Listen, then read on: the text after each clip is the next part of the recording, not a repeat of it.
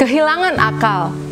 Mungkin itu pernah kita rasakan ketika menghadapi persoalan yang seolah tidak ada jalan keluarnya. Dan orang yang kehilangan akal bisa melakukan perbuatan nekat sampai gelap mata. Hal itu nampaknya terjadi dalam kejadian disiksa dan dibuang seorang anak usia 10 tahun di salah satu jalan kota Riau.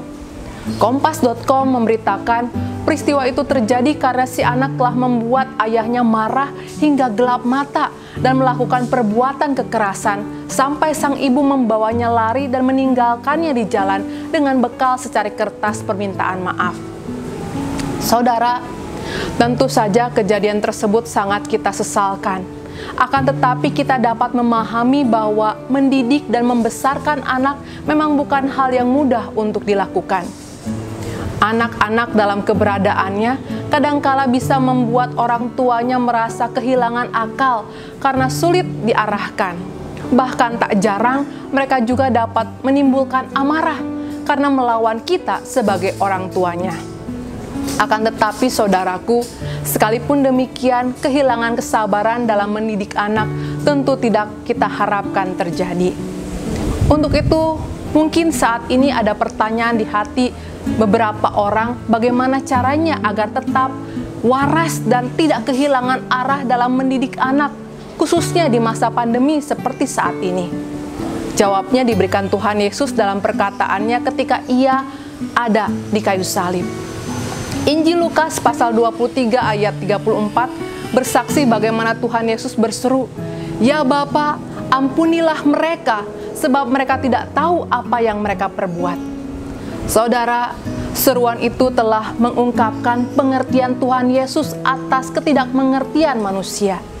Bagi Yesus, jelas dosa telah membuat manusia tidak mampu memahami keluhuran kasih ilahi.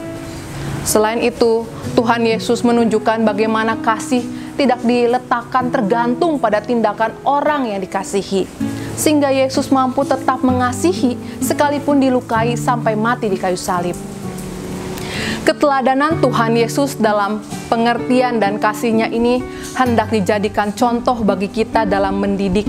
Kita tidak boleh gagal fokus dalam menjalani panggilan menjadi orang tua. Ingatlah bahwa anak tetap kanak-kanak, artinya saat ini ada banyak hal yang mereka belum mampu lakukan. Oleh karena itu, kita tidak boleh menuntut mereka di luar kemampuan mereka untuk memahami dan melakukan.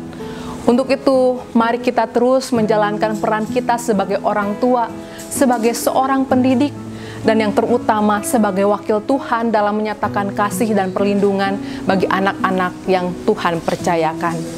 Akhir kata, jangan kasihi anak-anak kita karena apa yang mereka mampu lakukan, tetapi marilah tetap mengasihi mereka karena Tuhan telah terlebih dahulu meletakkan kasih itu di hati kita. Tuhan Yesus memberkati.